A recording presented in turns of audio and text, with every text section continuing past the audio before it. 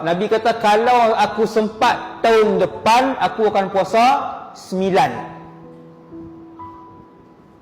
Ada hadis Nabi kata kalau aku sempat tahun depan aku akan puasa 9 juga, iaitu 9 Muharram.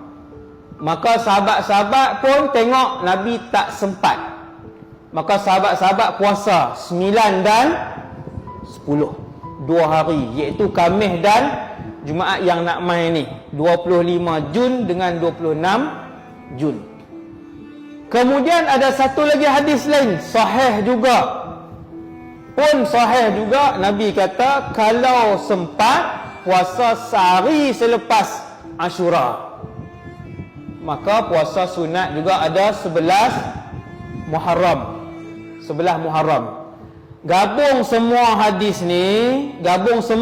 ni, ulama kata boleh kalau nak puasa 10 Muharram saja. Kalau nak puasa Ashura saja boleh, iaitu hari Jumaat 26 Jun saja aku puasa sunat Ashura, kerana Allah Ta'ala pun boleh. Dia nak sehari je ustaz, nak puasa 10 Muharram saja boleh. Ajak semua satu ahli keluarga berpuasa jatuh pada hari Jumaat.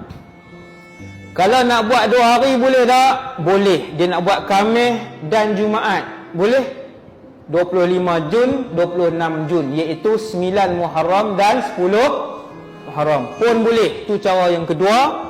Dan cara ketiga, ulama kata cara yang ketiga adalah 10 dengan 11 Muharram.